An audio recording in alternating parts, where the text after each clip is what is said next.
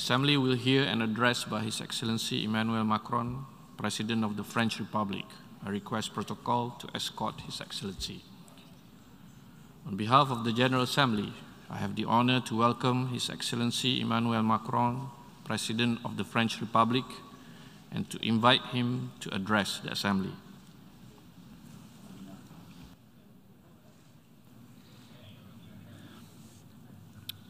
Monsieur le Président de l'Assemblée générale, Madame la Secrétaire générale adjointe des Nations unies, Mesdames et Messieurs les chefs d'État et de gouvernement, Mesdames et Messieurs les ministres, Mesdames et Messieurs les ambassadeurs, c'est un honneur pour moi de prendre la parole devant cette Assemblée pour y porter la voix de la France. Et à cet instant, je pense à ceux qui se sont battus dans mon pays, mais également partout dans le monde, pour que précisément la France soit libre. À ceux aussi qui ont estimé que le destin de l'Europe ne pouvait leur être indifférent en d'autres temps. Et celles-là et ceux-là, qu'ils viennent d'Afrique, d'Asie, d'Océanie ou d'Amérique, parce qu'une part de leur liberté comme de l'avenir du monde s'y jouait. Je pense à ceux qui ont écrit notre charte et bâti les murs de cette organisation pour conjurer le pire, une fois celui-ci advenu à 2 reprises au XXe siècle, infligeant à l'humanité tout entière d'indicibles souffrances. N'oublions jamais cette dette. Elle sert les intérêts de tous nos pays et nous montre le chemin de la paix. Elle nous rappelle qu'il n'est d'autre centre de pouvoir légitime et durable que celui que les nations décident souverainement en s'unissant. Elle nous dit que l'universalité de notre organisation n'est au service d'aucune hégémonie, d'aucune oligarchie géopolitique. Or, cet héritage, notre organisation, tout comme d'ailleurs nos choix en tant que nation, sont aujourd'hui confrontés à une alternative. Nous avons aujourd'hui à faire un choix simple au fond, celui de la guerre ou de la paix. Le 24 février dernier, la Russie, membre permanent du Conseil de sécurité, a rompu, par un acte d'agression, d'invasion et d'annexion, notre sécurité collective. Elle a délibérément violé la Charte des Nations unies et le principe d'égalité souveraine des États. Dès le 16 mars, la Cour internationale de justice a déclaré l'agression russe illégale et a exigé le retrait de la Russie. La Russie a décidé, ce faisant, d'ouvrir la voie à d'autres guerres d'annexion, aujourd'hui en Europe, mais peut-être demain en Asie, en Afrique ou en Amérique latine. On peut dire tout ce qu'on veut aujourd'hui, et j'entends nombre de débats, j'ai entendu nombre de prises de parole. Il est une chose sûre et certaine, au moment où je vous parle, il y a des troupes russes en Ukraine, et à ma connaissance, il n'y a pas de troupes ukrainiennes en Russie. C'est un état de fait, et nous devons tous le regarder. Plus cette guerre dure, plus elle devient menaçante pour la paix en Europe, mais aussi pour celle du monde. Elle nous conduit vers une conflictualité élargie, permanente, où la souveraineté et la sécurité de chacun ne dépendent plus que de rapports de force, de taille des armées, de la solidité des alliances ou des intentions des groupes armés et des milices. Où ceux qui se considèrent comme forts cherchent à soumettre par tous les moyens ceux qu'ils considèrent comme faibles. Ce à quoi nous assistons depuis le 24 février dernier est un retour à l'âge des impérialismes et des colonies. La France le refuse et recherchera obstinément la paix. Là-dessus, notre position est claire et c'est au service de cette position que j'assume le dialogue conduit avec la Russie dès avant le déclenchement de la guerre, tout au long des derniers mois, et que je continuerai de l'assumer. car c'est ainsi qu'ensemble nous rechercherons la paix. La recherche de la paix par les initiatives prises au cours des années et des mois qui ont précédé le conflit pour l'éviter. La recherche de la paix depuis le 24 février par le soutien humanitaire, économique et militaire que nous apportons au peuple ukrainien pour exercer son droit de légitime défense et préserver sa liberté. La recherche de la paix par notre condamnation de l'invasion d'un État souverain, de la violation des principes de notre sécurité collective, des crimes de guerre commis par la Russie sur le sol ukrainien et par notre refus de l'impunité. La justice internationale devra établir les crimes et juger les coupables. La recherche de la paix, enfin, par notre volonté d'endiguer l'extension géographique et d'intensité de la guerre. Il nous incombe à cet égard de soutenir les efforts de l'Agence internationale de l'énergie atomique pour prévenir les conséquences de la guerre sur la sûreté et la sécurité nucléaire, comme nous le ferons demain aux côtés des Ukrainiens dont la souveraineté sur leurs centrales ne saurait être discutée. Nous avons obtenu qu'une mission de l'agence se rende sur le terrain et établisse un rapport de façon indépendante. Travaillons ensemble pour prévenir le risque d'un accident dont les conséquences seraient dévastatrices. Nous savons tous, ici, que seul un accord respectant le droit international permettra de rétablir la paix. Une négociation ne sera possible que si, souverainement, l'Ukraine le veut et la Russie l'accepte de bonne foi. Nous savons tous aussi qu'une négociation n'aboutira que si la souveraineté de l'Ukraine est respectée, son territoire libéré, sa sécurité protégée. La Russie doit maintenant entendre qu'elle ne saurait imposer quelque volonté par des moyens militaires, même en y adjoignant avec cynisme des simulacres de référendum dans des territoires bombardés et désormais occupés. Il incombe aux membres du Conseil de sécurité de le dire haut et clair, et aux membres de cette Assemblée de nous soutenir sur ce chemin de la paix. J'appelle à cette tribune les membres des Nations Unies à agir pour que la Russie renonce au choix de la guerre, en mesure le coût pour elle-même et pour nous tous, et mette un terme à son agression. Il ne s'agit pas ici de choisir un camp entre l'Est et l'Ouest, ni entre le Nord et le Sud. Il s'agit de la responsabilité de tous ceux qui sont attachés au respect de la Charte et à notre bien le plus précieux, la paix.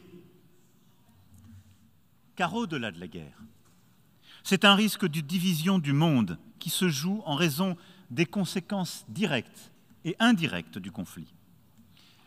Je sais qu'ici, dans cette Assemblée, beaucoup nourrissent un sentiment d'injustice face aux conséquences énergétiques, alimentaires, économiques, dramatiques de la guerre menée par la Russie.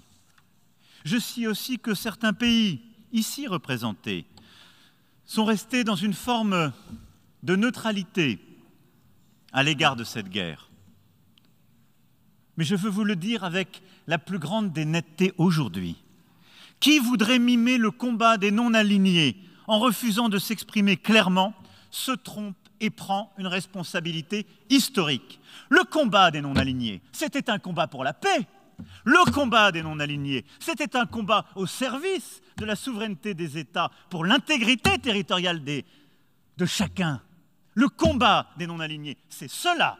Ceux qui se taisent aujourd'hui servent malgré eux, ou secrètement, avec une certaine complicité, la cause d'un nouvel impérialisme, d'un cynisme contemporain qui désagrège notre ordre international, sans lequel la paix n'est possible. La Russie s'emploie à installer l'idée, aujourd'hui, d'un double standard. Mais la guerre en Ukraine ne doit être un conflit indifférent pour personne. Elle est proche pour les Européens, qui ont choisi de soutenir l'Ukraine sans entrer en guerre avec la Russie. Elle est plus lointaine pour beaucoup d'entre vous, mais nous en avons tous les conséquences directes et nous avons tous un rôle à jouer pour y mettre un terme. car nous en payons tous le prix. Par ses fondements mêmes, cette guerre lancée par la Russie bafoue les principes au cœur de notre organisation, bafoue les principes du seul ordre international possible, le seul à pouvoir garantir la paix, c'est-à-dire le respect de la souveraineté nationale et de l'intangibilité des frontières. À cet égard, ne confondant pas causes et conséquences, qui peut ici défendre l'idée que l'invasion de l'Ukraine ne justifiait aucune sanction? Lequel d'entre vous pourrait considérer que le jour où quelque chose de semblable, fait par un voisin plus puissant, lui arrivait, le silence de la région et du monde serait la meilleure des réponses? Qui peut le soutenir?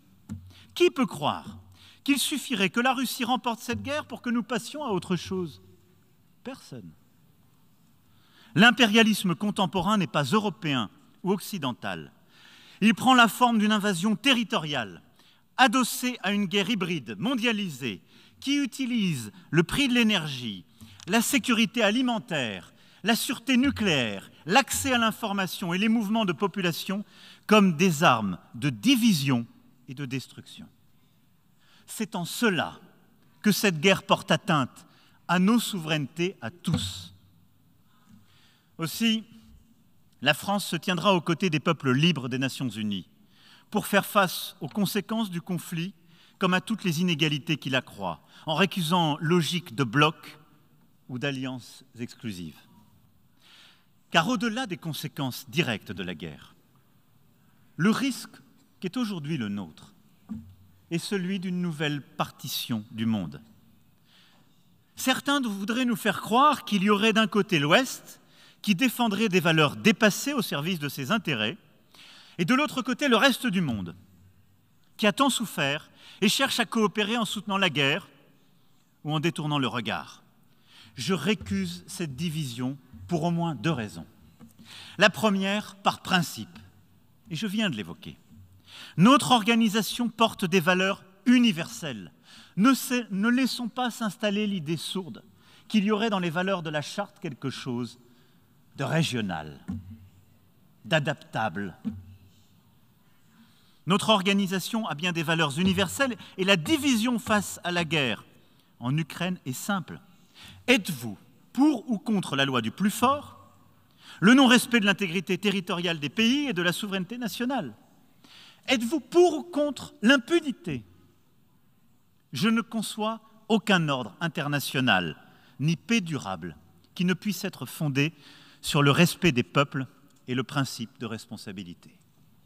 Donc oui, nos valeurs sont universelles et c'est pour cela qu'elles ne doivent jamais être au service d'une puissance qui viole ces principes.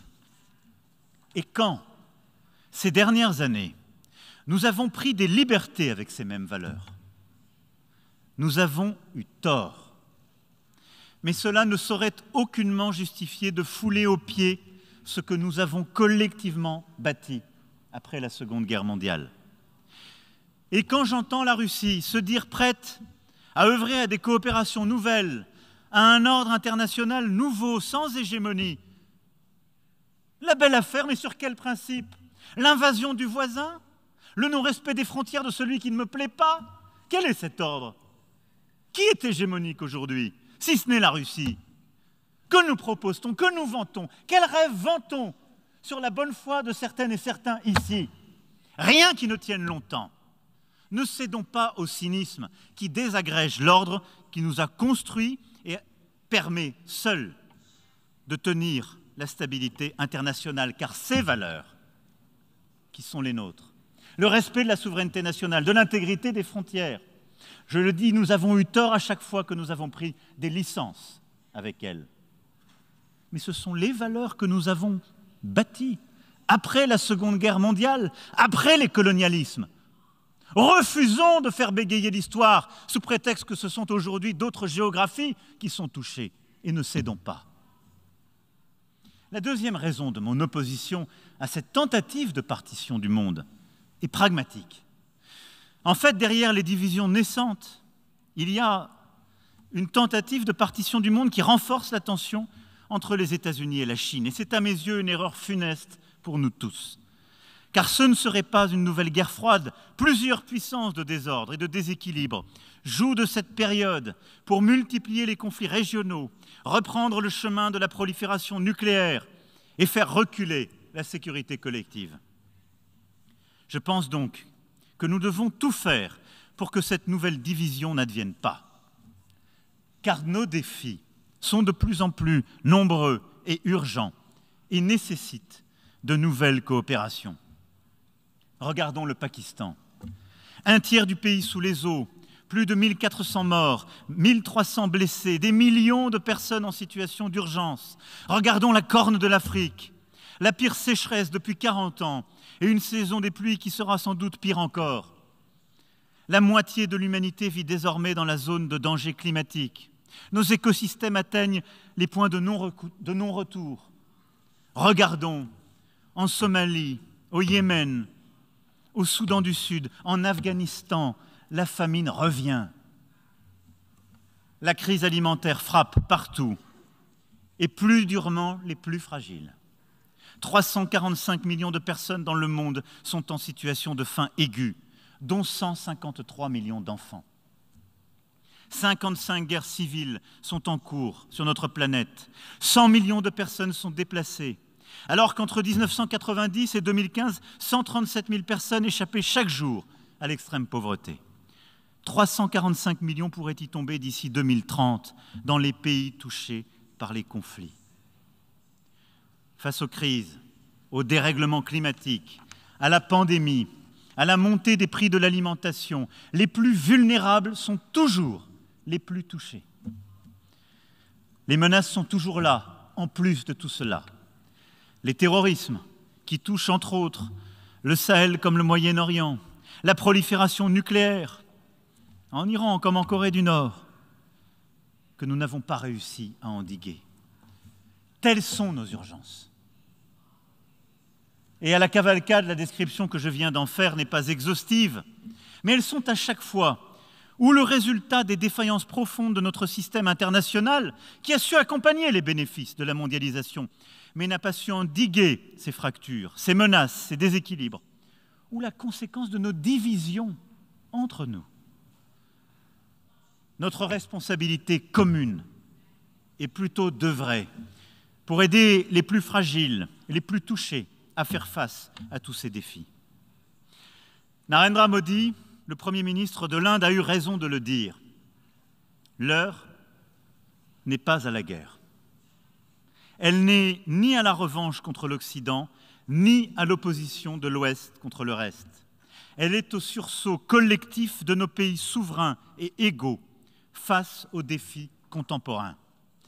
C'est pourquoi il est urgent de bâtir un nouveau contrat entre le Nord et le Sud, un contrat efficace et respectueux pour l'alimentation, pour le climat et la biodiversité, pour l'éducation.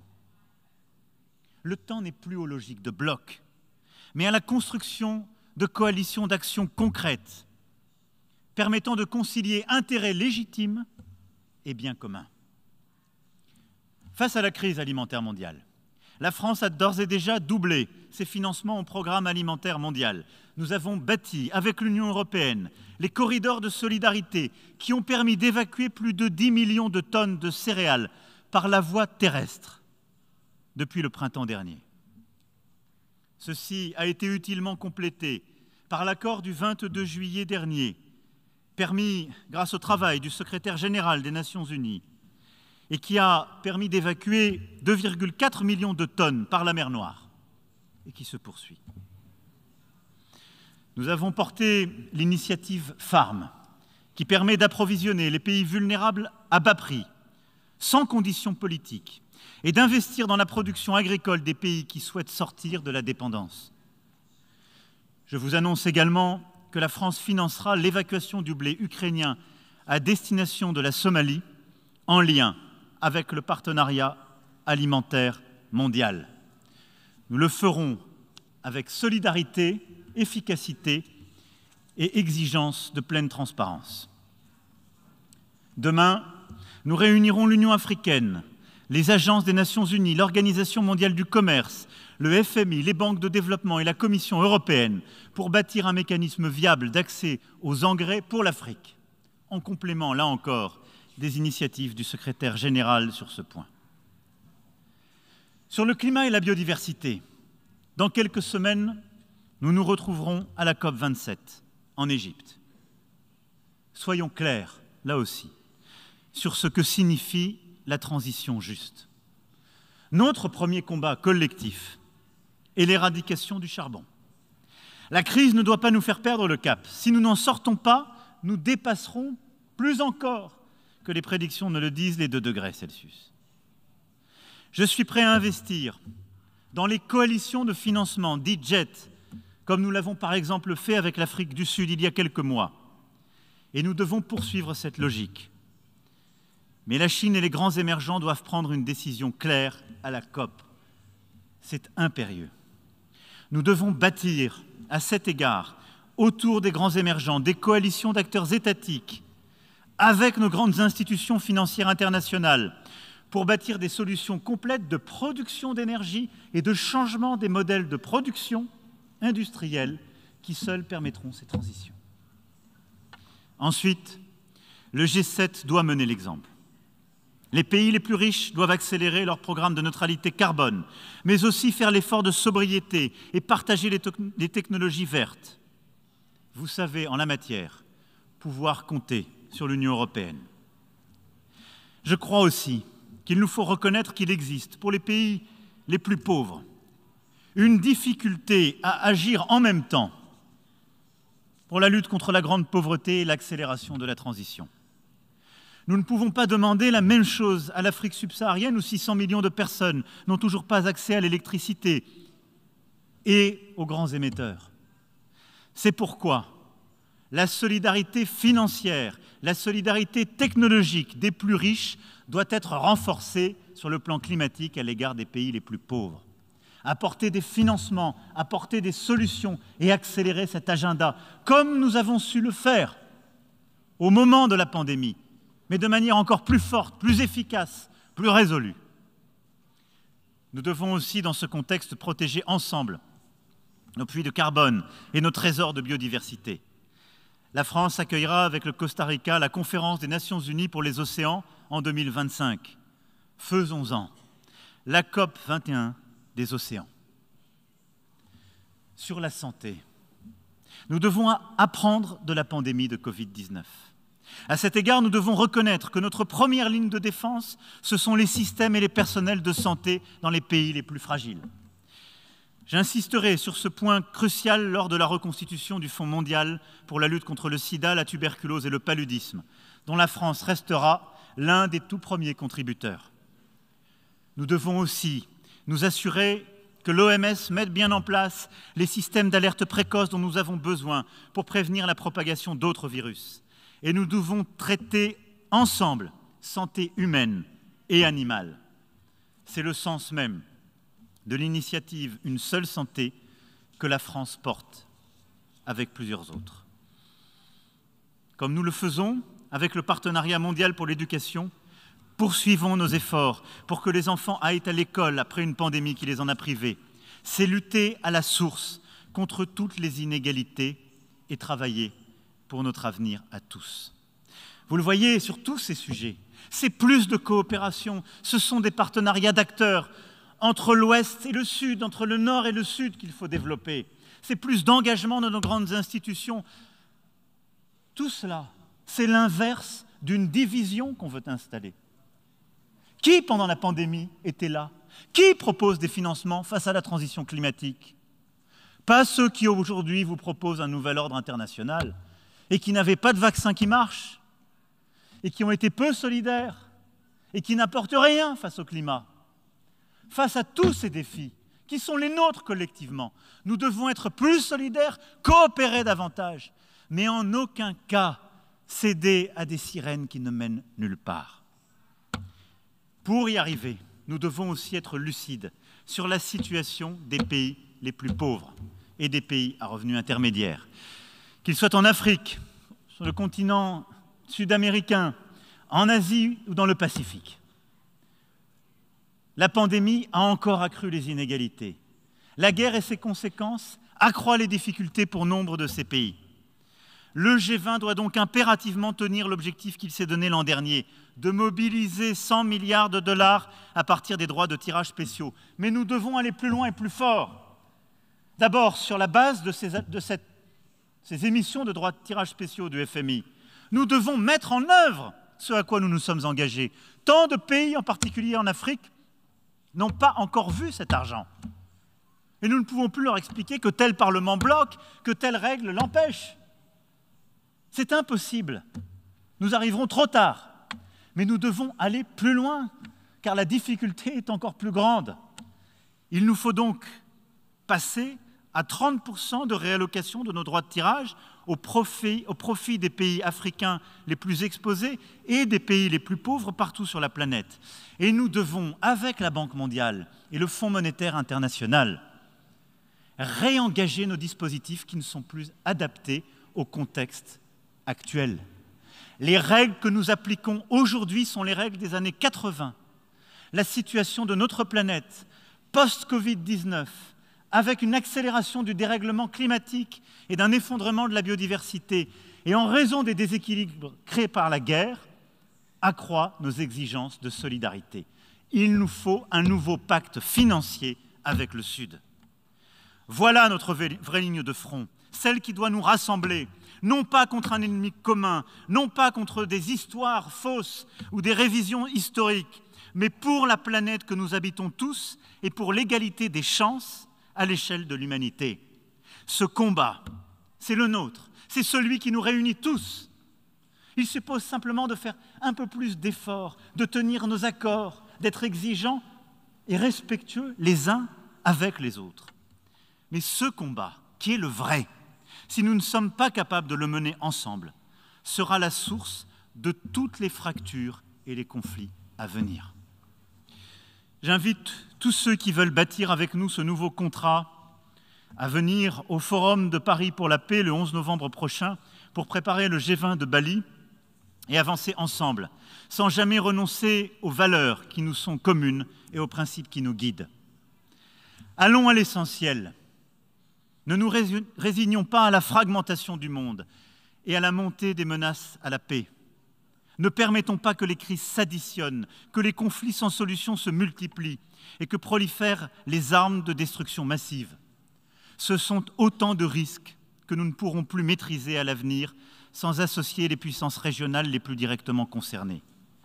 C'est précisément ce travail d'association des puissances régionales que nous voulons faire au Moyen-Orient, en assurant le suivi de la conférence de Bagdad que nous avons tenue en 2019, pour la stabilité de l'Irak, pour celle du Liban et de toute la région.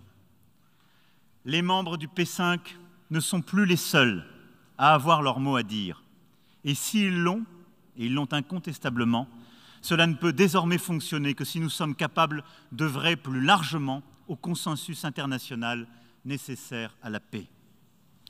C'est pourquoi je souhaite que nous engagions enfin la réforme du Conseil de sécurité afin qu'il soit plus représentatif, accueille de nouveaux membres permanents et reste capable de jouer tout son rôle en limitant le recours au droit de veto en cas de crime de masse.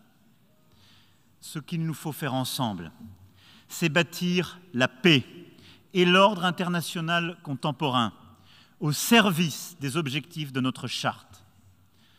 Sur ce chemin, les Nations unies pourront indéfectiblement compter sur la France. Sur ce chemin, chaque pays ici présent pourra indéfectiblement compter sur la France. Je vous remercie.